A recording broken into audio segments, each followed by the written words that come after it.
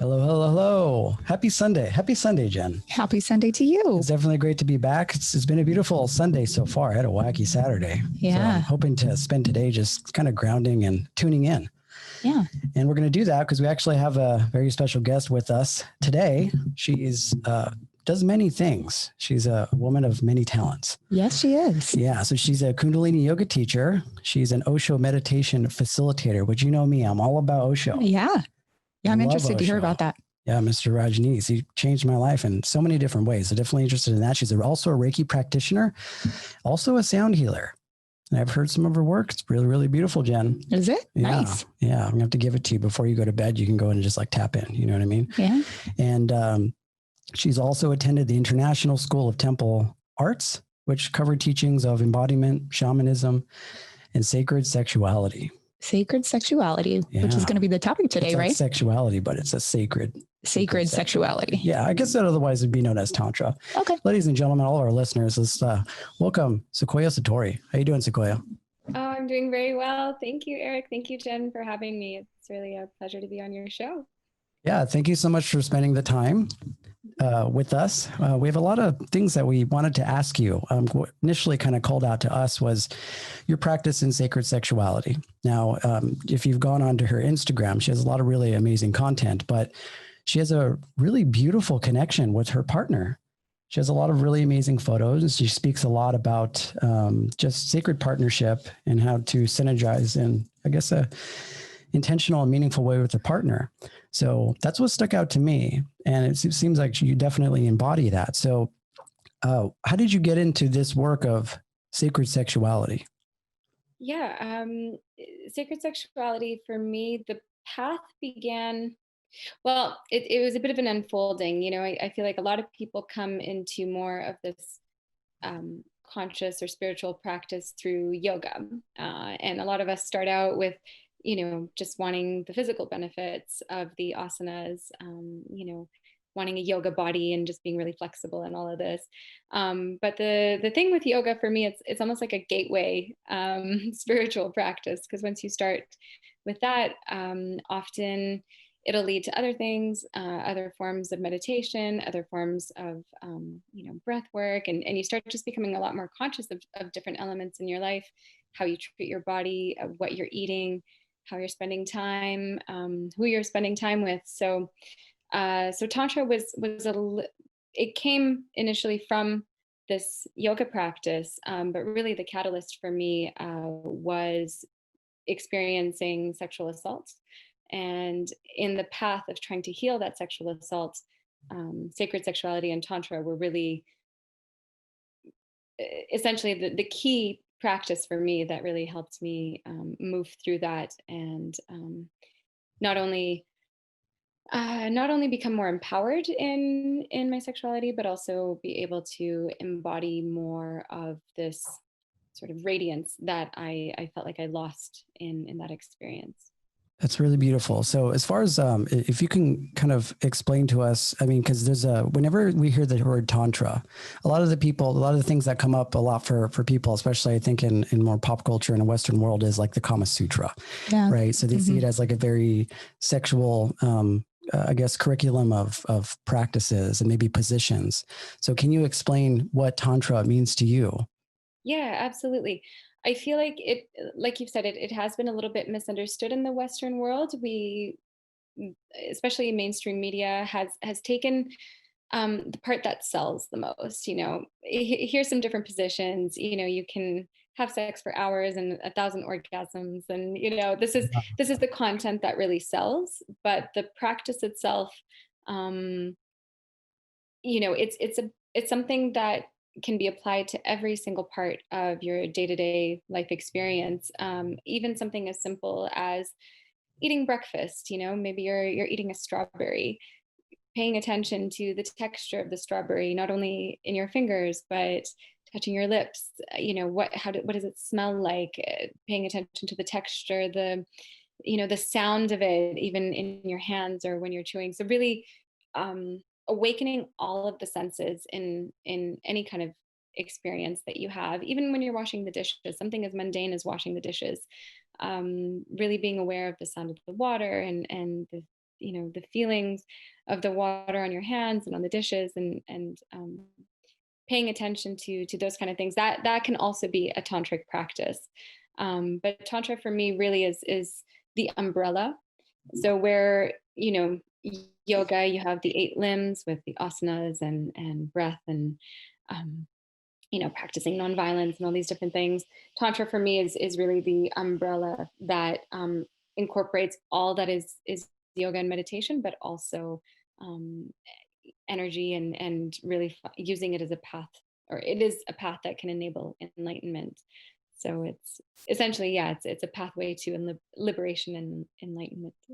Yeah, I like it because it almost sounds like it's not, it doesn't have to be so much like a sexualized thing. It speaks more to, I imagine, like intimacy, right? Intimacy with your senses, intimacy with being completely conscious and aware of the things that you touch. And I guess in some ways, things can have a very sensual type of feeling, just like you said, like reaching out and like touching a strawberry and feeling how it feels on the lips and things like that, right?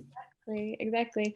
When you think of it, all of life on Earth is based in this. There's a very sensual energy on the planet.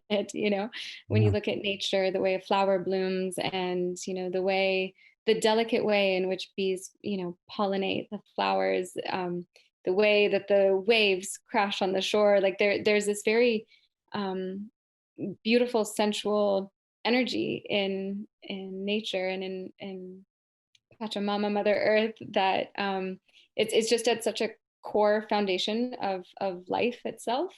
And so for us to just minimize it and minimize something like tantra in the purely physical experience, we deprive ourselves of that whole spiritual experience that is life and the reason we're here. Yeah, it almost seems like we can look at that sexual energy as just a creative force, right? That creative force being source, and that sort of sexual energy is I guess what embodies creation as far as being a human, right? Because that gives us the ability to create life, and doesn't necessarily have to be a hypersexualized thing. Yeah. Yeah, that's very interesting. Yeah, although I have tried the Kama Sutra stuff. That stuff's hard. Yeah. Got to be really, really tapped in, I imagine. Yeah. You know what I mean? So I'm really curious about, so I follow your Instagram. We've been Instagram friends for quite some time. And to see the sort of journey unravel for you as far as like meeting, your soulmate or your partner and finding that connectivity with the divine masculine man, what are some things, like how does that Tantra practice, that sacred sexual sort of interaction with your partner, how does that manifest between both of you? Like, what does it mean to practice that amongst each other? I almost want to have him join the conversation, but to really provide sort of a balanced answer, but maybe you'll get a chance to speak with him sometime. Yeah, absolutely. Yeah. But I'd say the practice for us, it's really about, there's a lot of slowing down, a lot of really taking away any kind of objective in an intimate encounter, and really being fully present with each other, and allowing, more than anything, there's a lot more allowing of ourselves to just fully surrender to the moment, and fully surrender to any breath or movement or sound that flows through us. Because I feel like we get to a point where we're not even two separate beings anymore. We really just sort of fusion into this one energetic field, and get completely, I almost want to say, lost in the present moment, but really we're completely found in the present moment and the energy that starts flowing. So yeah, but it's also, it is a balance between not chasing kind of any particular energetic experience, or saying, oh well, this time this thing happened and let's try and recreate that. No, like it's really about just surrendering and allowing whatever needs to come through. Yeah, just like being present. Yeah, absolutely. So I had a question, and I was thinking about this when I was looking at your website. Dating and sexual interactions have changed so much in the last, really 50 years, if you think about it. Before, you were only, you got married young, right out of college, right out of high school, usually. And, your husband was your first sexual encounter. And now the younger generations are using sex to get to know each other. So now it's oftentimes sex on the first date, with someone that you don't know. So what kind of damage does that do to your body and your energetic being?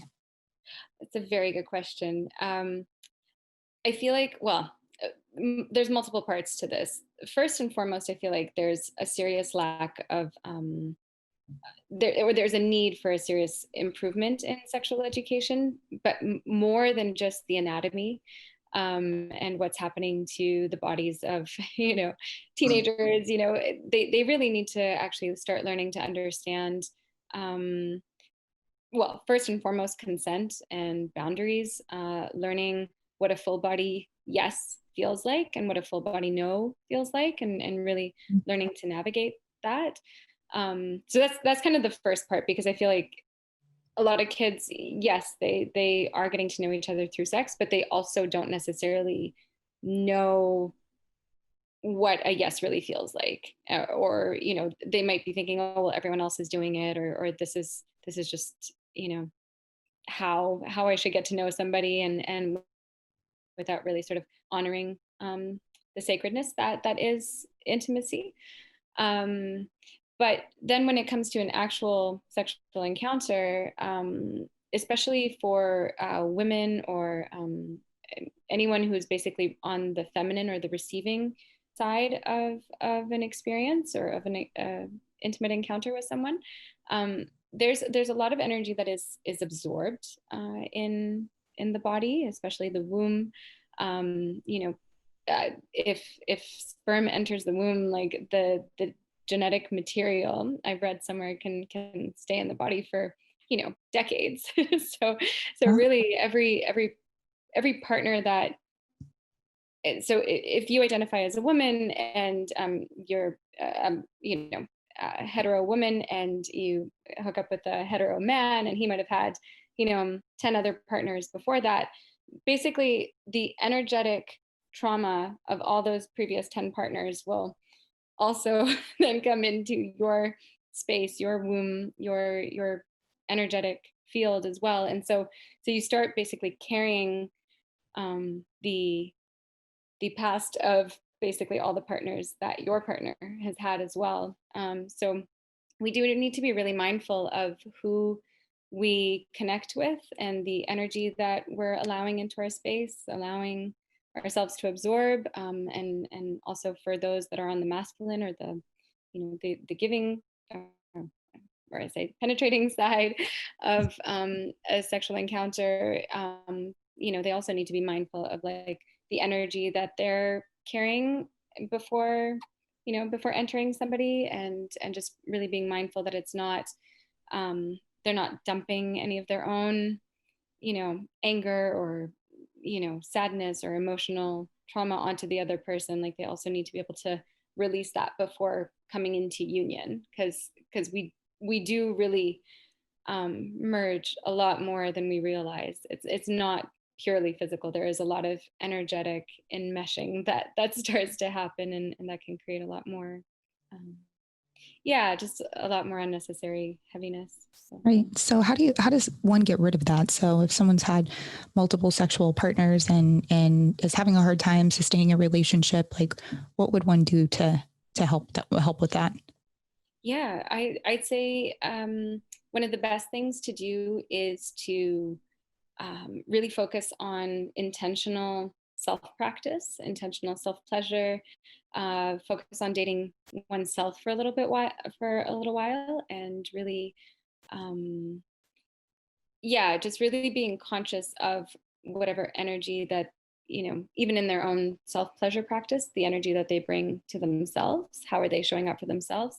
Is it, is a self-pleasure practice goal oriented? Is it just something, seeking a quick end result, or is it a practice where it's really about discovery and maintaining maintaining an attitude of curiosity of one's own body and what brings one pleasure. So I'd say the first and most important thing is really cultivating a strong self-pleasure practice, one that's very intentional. And then there's all kinds of different practices you can do to really release any kind of energetic baggage that, you might have picked up from the past. It can be as simple as, doing a full moon ceremony and just writing letters to specific people and burning those letters and just letting that energy go in that way. You can also do some types of shamanic journeying with drums and really, it's called soul retrieval. So where you go back and you collect bits of your soul and your energetic field that might be left with other parties. And otherwise, nothing helps more than some sage and a good shake and dance and just also clearing in that kind of way. And also being in the ocean or the sea, salt water, physically and energetically.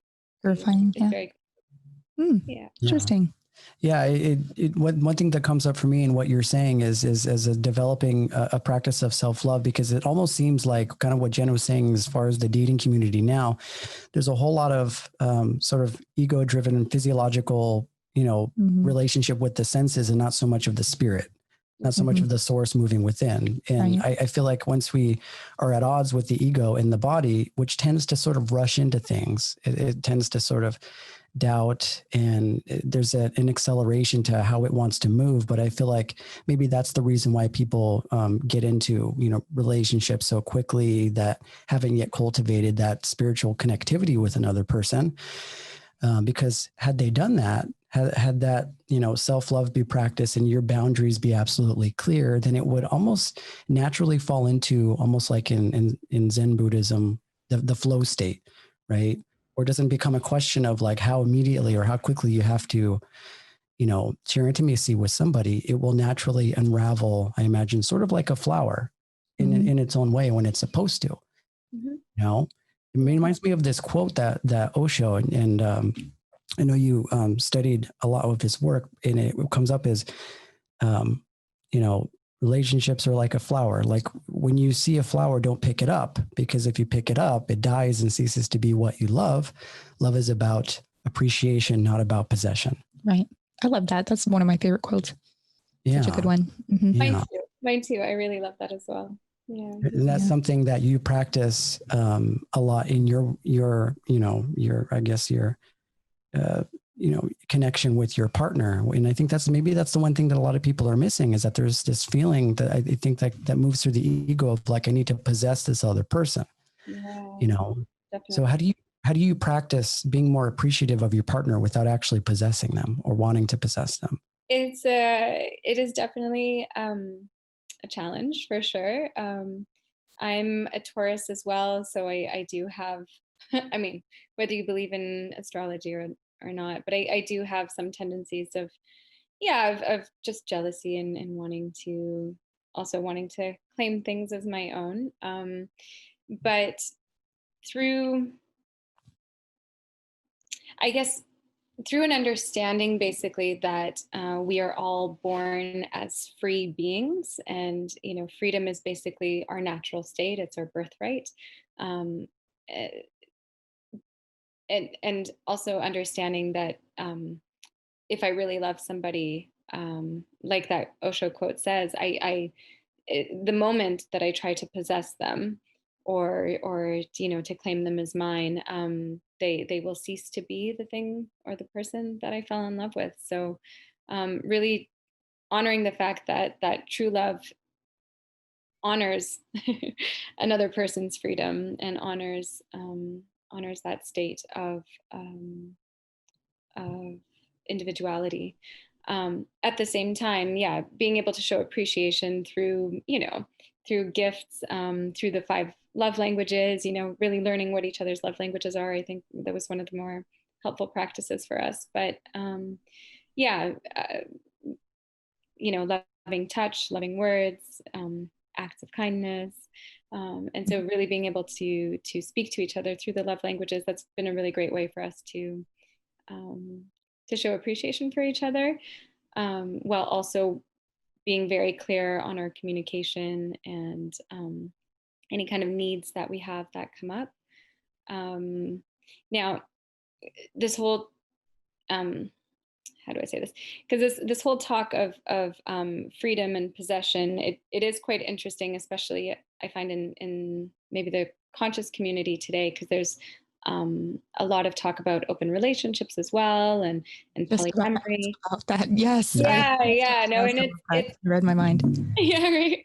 It's interesting because I prior to meeting my partner Phoenix, I was in a brief relationship with someone, or well, I don't even know if we would call it a relationship, but I met someone who wanted to be open, who was polyamorous, and I tried it for a very short time, but I just felt, and I understood the logic behind it. You know, the argument is that in that love is not limited. And so therefore, you know, you're able to experience love for many different people. And of course, yes, we are free beings. And so therefore we should be able to love as many people as we want. But the problem I had with polyamory was that, or open relationships, open relating, is that time is limited. And so, you know, you're, even though you're able to maybe love many people, being able to get into that depth of intimacy is much harder to do when you're not dedicating so much time to them. You know, when you're spreading your time out over, you know, multiple people, it's a lot harder to go deeper into a relationship. So for me, it didn't work out. I know that there are people who are able to have successful open or polyamorous relationships. I know for me it doesn't work, and for my partner Phoenix it doesn't work either. Like we're both very much seeking that depth of intimacy and that depth of connection. And you know, granted, yes, we could still feel loving feelings for other people, but actually, you know, acting on it, and you know, it's a different can of worms. So Yeah, 100%. Yeah, it makes me think of, I recently, and I know you're friends with Blue. yeah, You heard her episode recently with Aubrey Marcus, and how they talked about, you know, his journey, because he was in an open relationship as well. Yeah. And I know that he's in a committed relationship now, and they kind of discussed kind of what you're saying. And I do see. I haven't had the chance to listen yet, so yeah. Yeah. And from kind of what he was saying, it obviously didn't work out for him, but I do see it in the spiritual community, right? And that conversation comes up of, you know, God loves all. There's a universal love that isn't attached, but there seems to be a natural progression to devoting yourself to one person, right? I don't see a whole lot of open relationships where you have one person with one partner and a family with 2 children, and then the same thing with somebody else. It's almost like it stops at a certain point. Mm-hmm. And there seems to be not so much of a progression. And that's the question that comes up. And actually me and Jen were talking about it just recently, because I met a few people recently that were exploring that. And I had a hard time trying to differentiate between, you know, how God sees that universal loving aspect, but also how that operates inside of a relationship. And for the most part, it doesn't work for most people. Yeah. I have rarely seen it be successful. Yeah. I mean, it seems, and I don't have personal experience with this, but people that I know that have been in open relationships, it never ends well.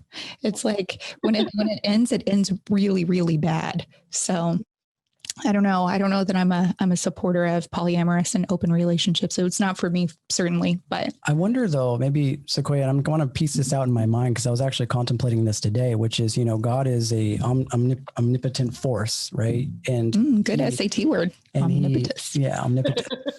and so it's so expansive. It obviously stretches far beyond what our physical senses can even begin to understand.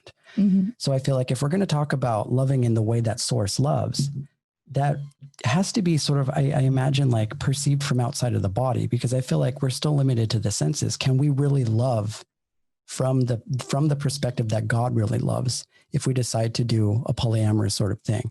It's almost like maybe there's this natural tendency to needing to having only one partner, because it's really only what the body can handle at once. Like you saying, having to disperse your energy from all these different places. And at the same time, I don't know that the mind or the brain is really wired to have that many relationships. Absolutely. You know? So, well, Man, I think one relationship is enough work. I can't imagine sustaining multiple. I mean, hats off to people that can do it. Shit. Because I see, okay, well, what's the goal here? If it is to operate from source, then you have to be on some radical curriculum of spiritual growth, and kind of, I imagine, one step ahead of everybody else. But from my experience, humans are still fallible human beings, and none of those relationships, from my experience, are ever really like fluid. You know, it's always running into some bumps in the road. Yeah. Sorry, go ahead. Oh, no, go ahead. Let's finish. I absolutely agree. And I feel like the discussion around polyamorous relationships, often it kind of gets stuck in the first 2 or 3 chakras. You know, it actually just ends up being about being able to have sex with more than one person. You know, at this, you know, in parallel time frames. Yeah. So it very rarely gets to those higher chakras where it is you know, about love or about connecting at a soul level in you know, or even like a higher consciousness. Like it really does feel like it sort of just stays. And maybe it's also a desire that stems from some sort of wounding or trauma. You know, maybe there's an abandonment wound that happened early in life, and therefore it's like, oh, I need to prove that I'm desirable by having all these partners. I don't know. This is like pseudo. No, I agree with what there's you're a lot of saying. psychology that goes into it 100%. Like I've known people who had a limited number of sexual experiences, and later in life, after having a partner for, 10, 12 years, wanted to leave their partner and go out and explore other people sexually because they didn't do it when they were younger. Right. So I've seen that happen. I've seen, relationships where they want to explore another sex.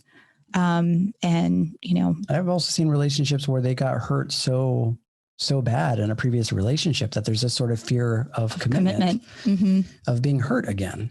Exactly. You know what I mean? And if we're going to tap into, I guess, the way that source works, it almost seems like having to articulate and create these sort of boundaries seems like just more of ego to me. Right. Because if it was really about, loving somebody without condition or without boundaries, it almost seemed like you should just go and do that without having to set such strict parameters. Yeah. Because I feel like the ego creates parameters, the ego creates boundaries. So if it was really true and authentic, you would just do it. And there would just be this sort of an intuitive impulse and knowing in every moment that you do it. I guess, and what I'm trying to say is that it seemed like that whole process of trying to, create the boxes for one partner and another partner to flow in just seems more like ego to me. Yeah. I'd agree with that. I also agree.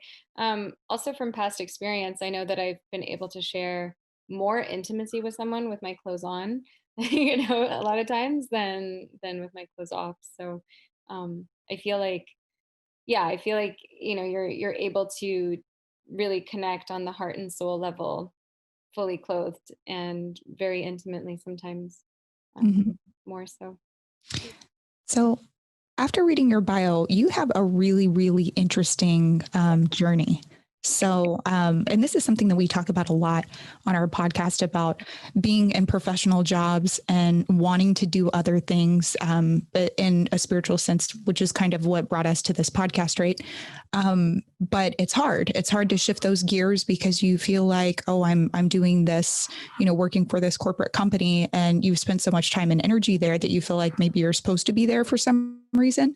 So can you share a little bit about your history? Because I saw that you worked in as a stockbroker in Paris and then moved to Berlin, and you just and then spent some time at some ashras. So, it's a big jump. Yeah. Big jumps. Yeah. So tell a lot of that. jumps. So basically growing up, or especially in my teen years, well, okay, we're going to skip over some stuff, but essentially I was very much in my masculine energy in my teens, quite goal oriented and ambitious, and really just following the prescribed model of, you know, you have to go to a good school and then get a good job, and then, you know, you're gonna get married and buy a house and have these kids, and everything's gonna go in this very linear path. And once I actually, you know, got this job as, it was in a stockbroking company, so I was in the marketing team. So not full on stockbroker, but just still a very masculine environment. But once I got that job and started living this glamorous life, I still felt like there was something missing. I still wasn't really fully satisfied. Like I thought, you know, having the fancy title and living in this beautiful city and having the nice apartment and all the nice clothes and going to the right restaurants, I thought all of that would bring an element of fulfillment, but it didn't. And I think that happens to a lot of people. You know, they reach this first peak of success and then they realize like, oh, well, you know, this isn't quite it. And so when I was 21 or 22, I went to India for 3 weeks and went to an ashram there. And in that time, just, you know, we were getting up every day at 5:30 in the morning, and you know, doing different work around the ashram, but also doing yoga practice and meditation, satsang, chanting. And in my time there, I had my first real moment of awakening, or one of the first moments that I really became conscious of sort of my separation from my body, and the fact that, you know, I was more than just the body, and I was more than my job title, and more than where I lived. And it was my first profound moment of awakening. And so I kind of, you know, oscillated between this inner realization and the outer world expectations that I had kind of projected for myself for quite a long time. And then it was finally when I was 27 that, yeah, a few different things happened. But one of the biggest ones was that I was raped by a friend of a friend at a party, and that was basically a really big wake up call for me. I also had a boyfriend at the time who suddenly passed away, and like there was just a bunch of things that happened all at once, and it was basically it encouraged me to go through a really deep, dark night of the soul, and I had to, I just had to introspect and question what legacy I wanted to leave on the earth, what impact I wanted to leave on other people. And I realized that that working in the finance world and basically spending my time making rich white men richer was not my highest calling. So so I went to Berlin. I started an online art gallery for a little while. I did a digital nomad thing for a little while.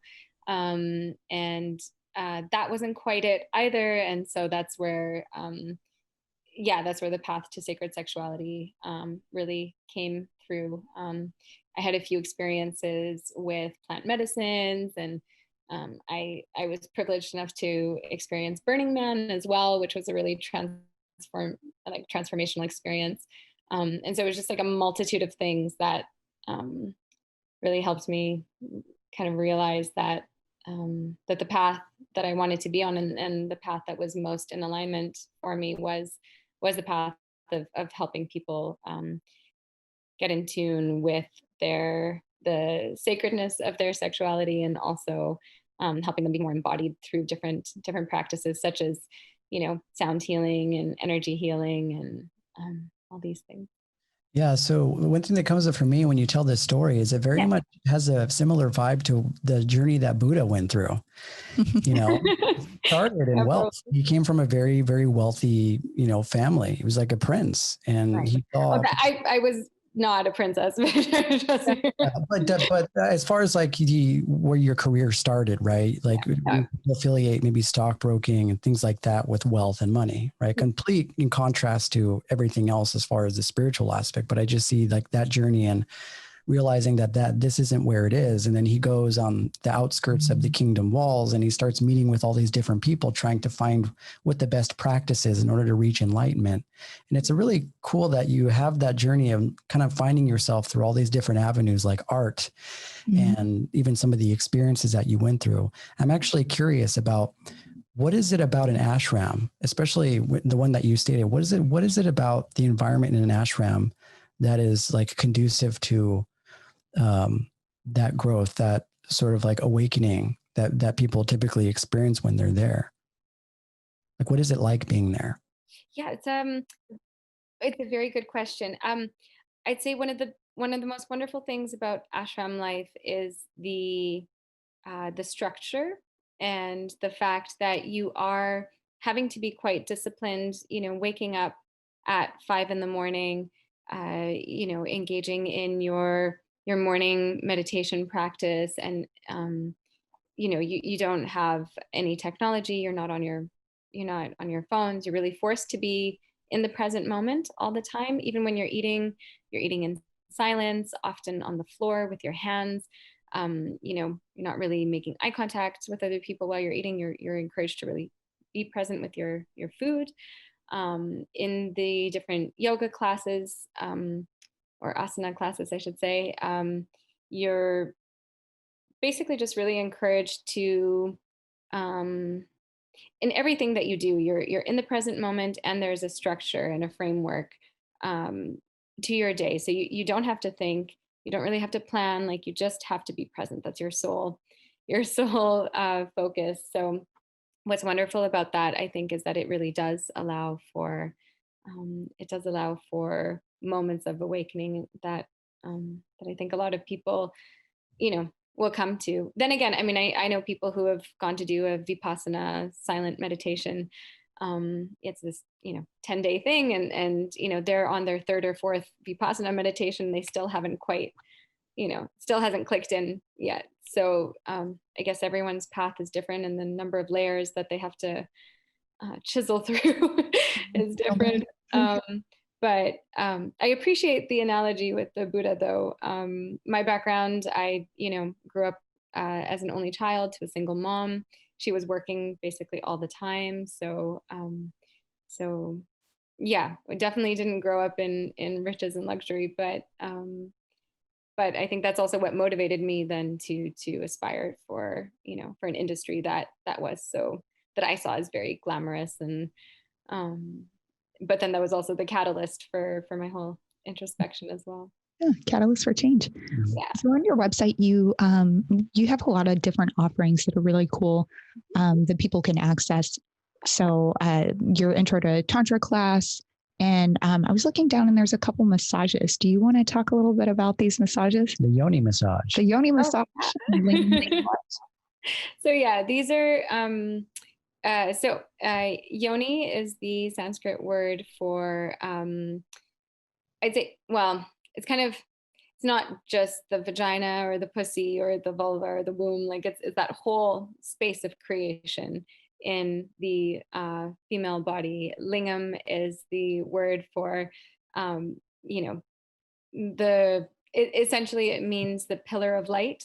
So that's the word for male genitalia in Sanskrit. I didn't know. I didn't know that either. Oh yeah, fun. So yeah, yoni is basically like the dark. It's like the dark center of creation, and then lingam is the pillar of light. So you have basically like this.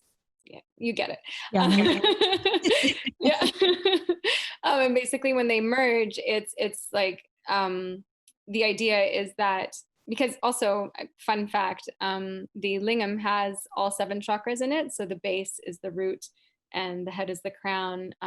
And usually where men get circumcised is where the heart chakra is in the penis. So basically circumcision kind of severs the connection to the heart at a very young age. Wow, that's like a whole separate podcast. Sorry, we'll come back. Interesting. I did not know that. That is interesting. So basically, the people that have gotten circumcised are fucked then. Well, they just have a bit more work to do in really connecting right. to the heart, That's like when the gallbladder is taken out and the liver takes over, sort of vibe. Yeah. Yeah, basically. So anyways, these two practices, so I will be offering some classes. I haven't completed them yet, but they will be available as of January. And they will be guided practices. So with video, visually, and, you'll have some oral instruction as well on how to do them with a partner. But essentially the massage practice, both a yoni massage and a lingam massage, is to not only slow things down, create a little more intimacy, but also for each partner, it has different benefits. So for people with yonis, women, female identifying people, the benefit of a yoni massage is that it can actually help release a lot of stored trauma that could be in, especially the vagina, the vaginal canal. Because every time a woman is entered when she's not ready, or she's not just fully activated yet, that does create a bit of scar tissue along the vaginal canal. So it's really important to experience massage, or especially a de-armoring practice, because it helps restore sensation and sort of like if you have a knot in your back, when you're massaging it, you kind of help release it and help bring more blood flow to that space. So that's the benefit of the yoni massage. The lingam massage, one of the main benefits is, especially for men or people with penises, one of the main benefits of the lingam massage is to take away the pressure of always being erect and ready to go, because I think for men there's a lot of pressure to really to be hard all the time, and there's like very rarely do men get to experience pleasure from another person in their softness. And so the benefit of the lingam massage is really to explore that softness and feel different different touch and different pressure points, and feel different ways that pleasure can be received without having that pressure to sort of be the the giver, and really being able to like relax into that space of softness. Well, I'm definitely incorporating yoni into my vocabulary. Hey, lingam for me. Yeah. So I'm definitely referring to my vagina as a yoni from now forward. Yeah. Love that. Yeah. So fun fact on your site too, it says that most women need between 20 and 45 minutes in order to become fully aroused. I did not know that. I knew that. You knew that? Yeah. Look at you. Look at you. But it's not like a specific time. I don't like look at my watch after 30 minutes. I'm like, all right, I'm ready to go. I think, I think it's time. Yeah. But I like what you're saying though, is for men, also just from the male perspective, that seems like them having to tap into their divine feminine, right? To be more aware and more intimate with those parts of themselves. Now, this whole conversation is very, very different than how I would imagine like fundamental Christianity or Catholicism, because they have a very negative sort of spin when it comes to masturbation and self-pleasure and things like that. Yeah. Right. So what can you say to sort of change the narrative with that? I understand why it is that this makes sense, but I guess what I want to know is that it is I'd like to take the stigma out of having to venture out on this path, because there's a part of me that feels like it's very natural for the human being to, interact with himself and be intimate in that way, I absolutely agree. I was raised in a Catholic household and went to Catholic school, and am very, very aware of the teachings of Christianity when it comes to sex and sexuality. And I feel that it actually, at the end of the day, does more harm than good, because it creates a lot of shame and a lot of a lot of stigma around pleasure and around enjoying one's own body. The thing is, at the end of the day, if you cannot love your body, if you cannot touch your body with reverence and with the bewilderment of the magic that is this vessel. If you can't touch yourself in that way, how is anyone else going to be able to meet you in that way? You need to know what brings you pleasure. You need to know how your body works. And I think the most important thing is just really being intentional with that. So you're not, because masturbation, even it almost evokes this idea of doing something sinful, right? Because it's something that like has to be hidden, but really self-pleasure, it's like, that's so much more empowering, even as a word, or as a way of referring to it. Yeah. I love that. Yeah. I love that. Like and opposed to that. I get what you're saying. It's just about understanding your body, because you definitely need to know how it works before you even go about, I imagine, like, sharing intimacy with another person. Right. Yeah. And I think any religion, right? Like those thought patterns are so archaic that, sex is only meant for procreation and that's it. Yeah. Like those thought patterns have changed. So we don't live in a world where that's, that everyone ascribes to that theory. No. There are a lot of people that do still ascribe to that though. And yeah. I guess, Mm-hmm. I guess but at the end of the day, the more we repress sex and sexual discovery, especially in children, when you see kids, wanting to touch themselves, they want to touch their genitals, and they're curious about the opposite or other genders and other bodies, and the way, at least I remember growing up, being told that, oh, that's bad, and we're not allowed to do that, we're not allowed to touch ourselves, like this is something that's like shameful. And creating that dialogue of shame from such a young age, I think that does result in other more unhealthy behaviors as one grows older. Even things like porn and different kind of fetishes that maybe aren't empowering, or that don't feel like the highest version of sexual expression. I feel like a lot of that does come from this very young programming of sex being something shameful. Mm-hmm. And especially, and I think especially for women or the feminine in a relationship, I am trying to be mindful and inclusive of in my language, because Tantra is something that it was developed such a long time ago.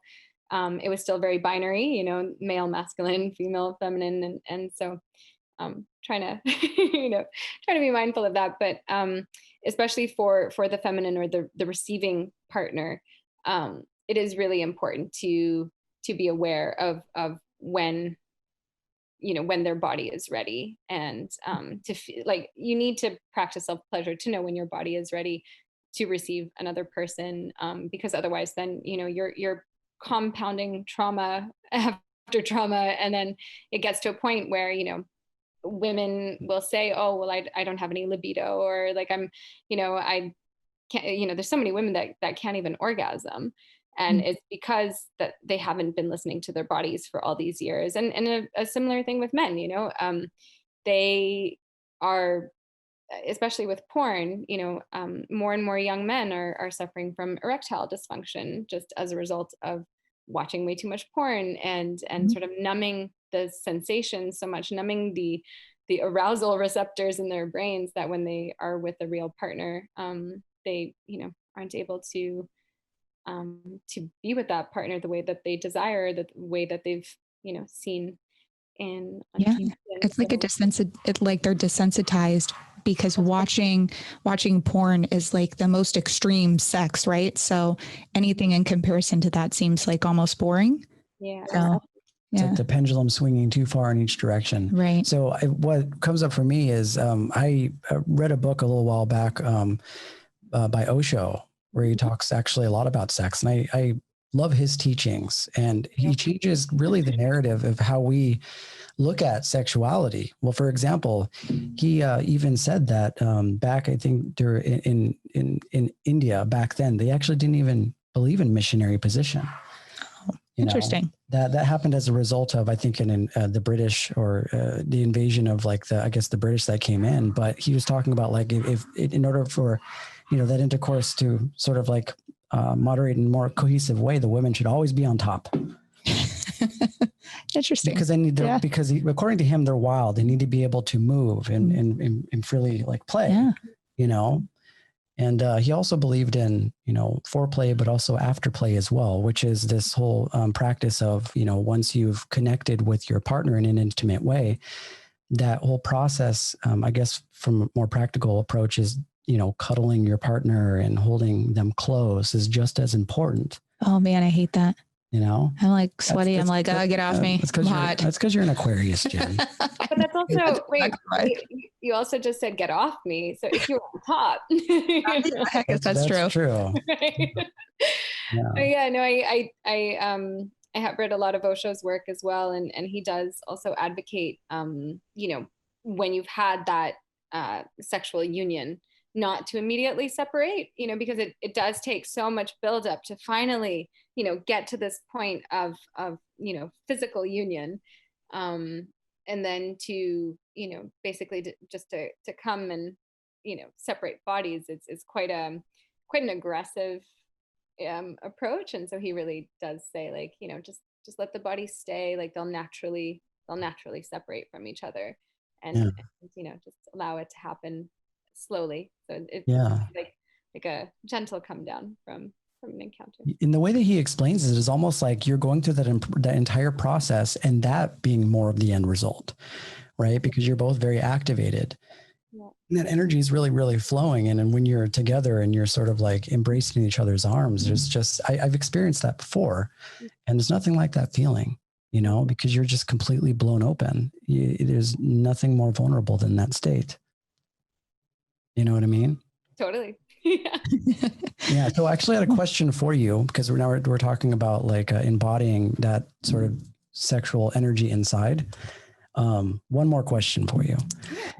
So I noticed that a lot of on IG, especially social media specifically, there's this sort of movement of, the divine feminine, creating content where they're either dancing or they're utilizing that as a way to sort of express themselves sexually. What would be the difference between embodying your divine feminine nature and validation or seeking validation? Ooh, that's a very good question. For me, it comes down to intention, and not only the intention, or sort of the headspace that the person is in when they're recording something, or when they're, snapping that photo or taking that video. Were they present in that moment? Are they sharing a moment of authentic presence and authentic expression?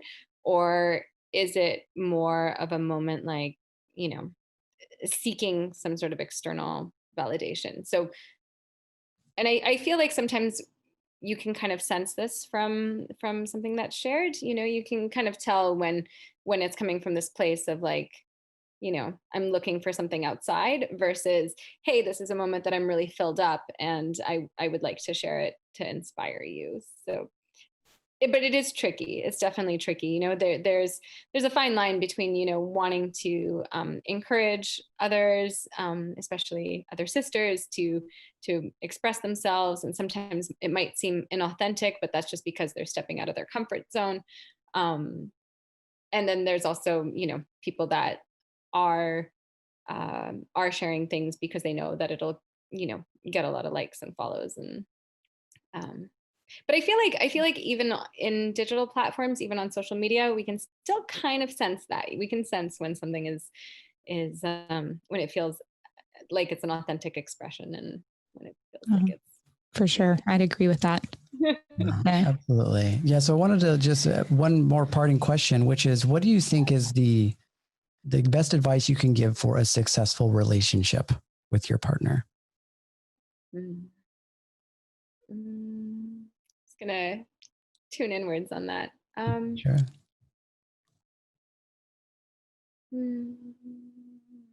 I'd say Awareness is definitely one of the key elements. And when I say awareness, I mean awareness of what you are bringing into the relationship, all the qualities, whether you're bringing, fun and playfulness, or whether you're bringing, your abandonment wounds, and your triggers and traumas, just really being aware of what you're bringing in. And also, as a result of that awareness, being able to push through in those challenging times. So times that you might just want to slam a door or run away, or, raise your voice or seek something outside of yourself. Using your awareness to come back to your partner, and to come back to the present moment, and to really zoom out of what it is that you're actually having an argument or a discord about. Phoenix and I also, even though we look super happy on Instagram, we have our moments as well, where we are challenged and where we are confronted and where we are triggered. And we really also have to bring that awareness of, what are the examples that our parents showed us in relationship? What did they subconsciously teach us about what it means to be in a relationship, what it means to be a man, what it means to be a woman? And so we've had to really bring all that programming to our awareness, so that we're able to move through whatever kind of challenging situation arises. But yeah, I'd say awareness is one of the key things. And actually, another thing that's really helpful, if you ever are in a situation where you're disagreeing with your partner or feeling really closed, maintaining physical touch, even just holding a hand, or touching their knees, just maintaining some kind of physical contact, I'd say is one of the most helpful things, in order to move through any kind of challenging moments. There was a study about that. I'm going to have to look that up and reference it, about when you're having issues with your partner, to a lot of the times it comes from lack of physical contact, like not, and I'm not talking about sexual contact, just like touching their arm, whenever they're talking, or your hand on their leg or whatever. High five. Yeah, maybe not a high five. But yeah, there's definitely, like, it's been studied that that people who have trouble in their relationships typically don't have, they have limited physical touch. Pretty interesting. But well, thank you so much for coming on. We really, really appreciated all of your knowledge and everything that you shared with us. And for our listeners, if you're interested in getting in contact with Sequoia, she can be found at sequoiasatori.com, and her IG handle is at Sequoia_Satori. So thank you so much. Thank you so much. Appreciated having me. Yeah, thank you for having me. It was really a pleasure. And I'm really happy to be able to share all this knowledge and do my part in destigmatizing sexuality.